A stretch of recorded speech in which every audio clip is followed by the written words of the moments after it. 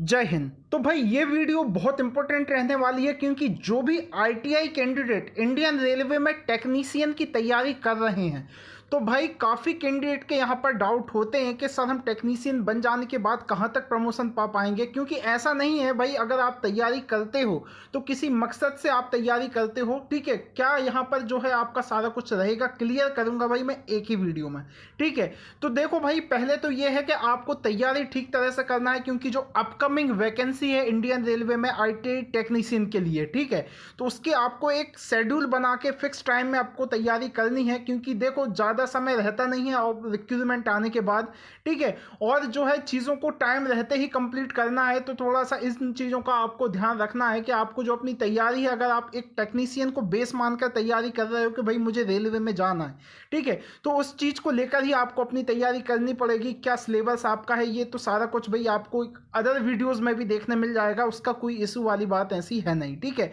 तो आज जो वीडियो मैं बनाने वाला हूँ वो आईटीआई में जो टेक्नीशियन बनते हैं कैंडिडेट, वो कहाँ तक प्रमोशन पाते हैं, क्योंकि ये जो चीज़ है ना ये बहुत महत्व रखती है आपके जीवन में, ठीक है।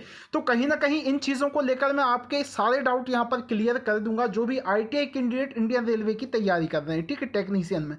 अब थोड़ा सा अगर हम चीज़ों को लेकर चलें तो आप सभी जानते हो कि भाई आपको सबसे पहले जो है यहाँ पर टेक्नीशियन ग्रेड जो है 3rd में यहाँ पर बनाया जाता है जब आप यहाँ पर रेलवे में भर्ती होते हो टेक्नीशियन के माध्यम से। तो थोड़ा सा उस चार्ट पर लेकर मैं आपको चलूँगा कि किस तरह से यहाँ पर आपका प्रमोशन होता है, किस तरह से आपका इंक्रीमेंट होता है। तो भाई देखो, मैं पहली बार बोल रहा हूँ ये चीज़, चैनल के साथ डेफिनेटली आप बने रहिएगा। कोई भी अपडेट आता है आईटीआई डिप्लोमा को लेकर आपको डेफिनेटली इस चैनल पर देखने मिल जाएगा।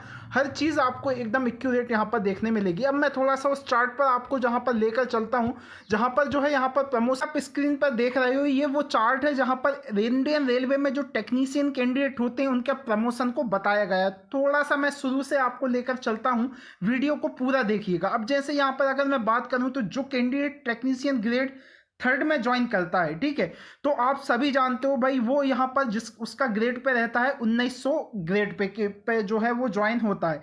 अब ये ग्रेड पे चलता है भाई, कुछ गवर्नमेंट के रूल्स रेगुलेशन रहते हैं, उसी ग्रेड पे के अकॉर्डिंग जो है यहाँ पर प्रमोशन पाते हैं। तो 1900 ग्रेड पे में जो आपका यहाँ पर बेसिक पे लगता है वो लगता है यहाँ पर जैसा कि स्क्रीन पर देख रहे हो 19,900 रुपये यहाँ पर आपका बेसिक पे लगता है। इसमें अदर अलाउंसेस आपकी डिपार्टमेंट इंक्लूड करता है, HRA, DA, TA, risk allowance, सारे अलाउंसेस यहाँ पर ही आपको इसको ही बेस मानकर इंक्लूड होते हैं। अब अगर वो डीए आज 42% चल रहा है तो वो 1900 यहाँ पर 19,900 के अकॉर्डिंग ही यहाँ पर जो है काउंट होगा। जैसे 19,900 का 42% कितना हो रहा है तो वो इसमें इंक्लूड होगा।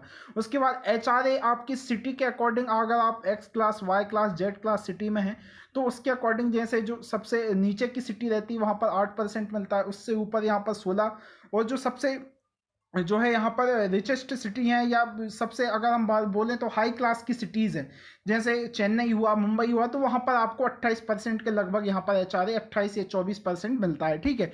तो यहाँ पर इनका बेसिक मानकर ही इनका परसेंटेज निकाल के इसमें ऐड होते हैं। उसके बाद जो है जैसा कि आप देख रहे हो भाई टेक्नीशियन ग्रेड 3rd में लगभग 3 से 4 साल आप वर्क करोगे, कहीं कहीं तो बोल देते हैं भाई 2 साल में हो जाता है, अब हो जाता होगा लेकिन बहुत ही कम जगह पर होता है, ठीक है।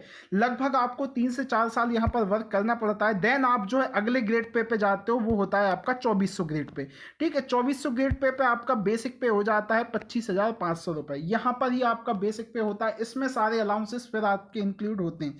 अब थोड़ा सा 3% इंक्रीमेंट को अगर मैं लेकर क्लियर करूँ तो किस तरह का होता, तो भाई यहाँ पर 3% आपके बेसिक पे के अकॉर्डिंग ही आपका यहाँ पर जो इंक्रीमेंट होता है।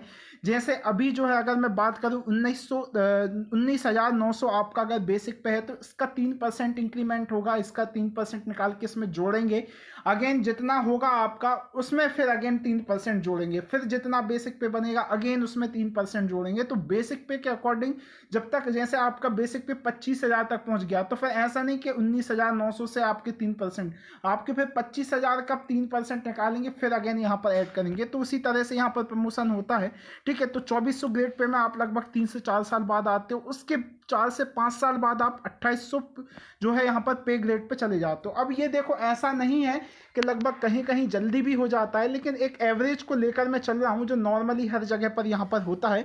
तो लगभग 4 से 5 साल आपको यहाँ पर लगता है 2800 ग्रेड पे जाने में, जहाँ पर आपका बेसिक 29,200 रुपये हो जाता है ना।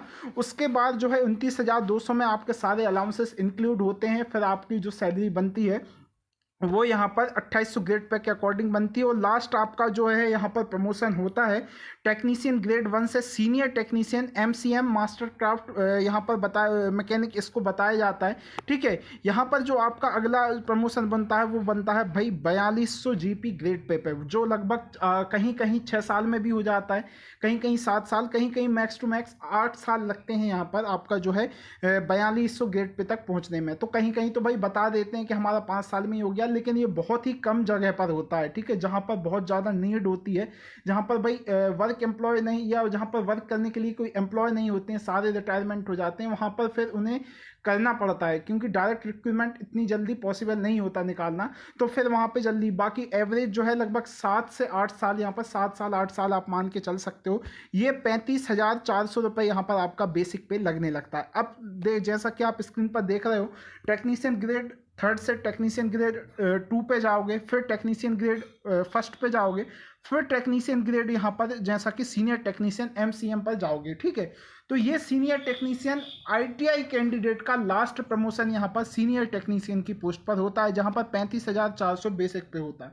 अब कुछ कैंडिडेट का कहना है कि भाई यहीं पर हमारी सैलरी खत्म हो जाएगी। जी ऐसा नहीं होता है, यहाँ पर केवल जो है पोस्ट इंक्रीज होती है, ग्रेड पे इंक्रीज होता है, लेकिन अगर आपका यहाँ पर 3% इंक्रीमेंट के अकॉर्डिंग अगर आप 35,400 से हाई पे ग्रेड पे चले जाते हो, जैसे आपका जो है पहुँचते पहुँचते 40,000 बेसिक पे हो गया, 45,000 हो गया, वो आपके कब ज्वाइन कर रहे हो, कितनी एज में ज्वाइन कर रहे हो आप, उस पर डिपेंड करता है। जल्दी अगर आप ज्वाइन कर लोगे तो आपका पर जो है हर साल 3% इंक्रीमेंट के अकॉर्डिंग यहाँ पर आपका जल्दी जल्दी जो है यहाँ पर होता जाएगा।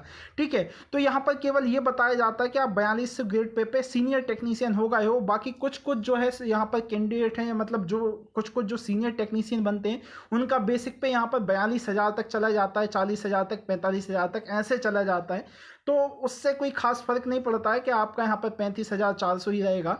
वो डिपेंड करता है भाई कितने जल्दी आप प्रमोशन पा रहे हो, कौन सा रीजन है आपका, साउथर्न रीजन है, ईस्टर्न रीजन है, नॉर्थर्न रीजन है, कहाँ पर कितने वैकेंट पोस्ट हैं, कितनी जल्दी आपका प्रमोशन हो रहा है।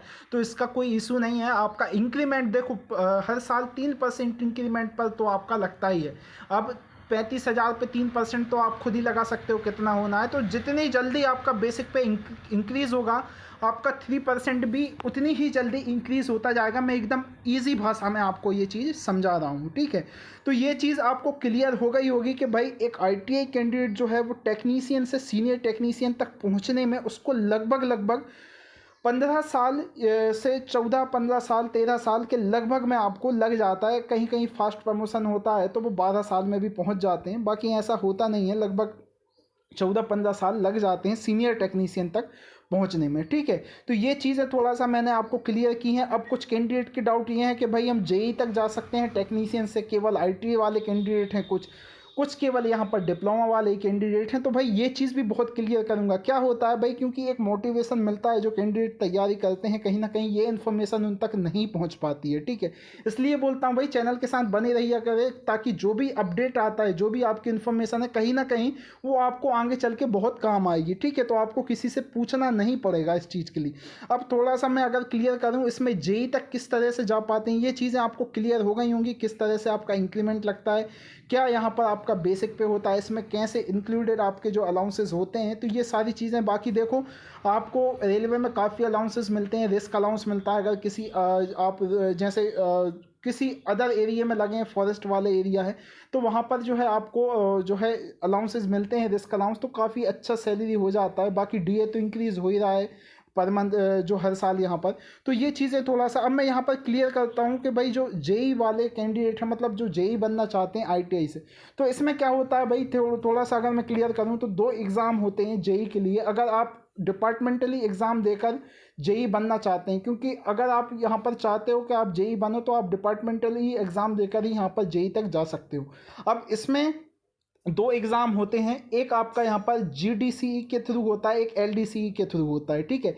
अब यहाँ पर जीडीसीई में आपका डिप्लोमा होना चाहिए जेई बनने के लिए या फिर डिग्री होना चाहिए, तभी आप यहाँ पर जेई का एग्ज़ाम देने के लिए, डिपार्टमेंटली एग्ज़ाम देने के लिए एलिजिबल हो, है ना। अब यहाँ पर जीडीसी में भी वैकेंसीज आती हैं, थोड़ा सा उनको भी मैं आपको, क्या आप स्क्रीन पर देख रहे हो, जैसे ये जीडीसी के थ्रू जेई टेक्नीशियन के लिए रिक्रूटमेंट आया है, इसमें जो जेई के लिए यहाँ पर जो है वैकेंसीज निकाली गई हैं। तो इस तरीके से वैकेंसीज आती हैं, 52 पोस्ट हैं।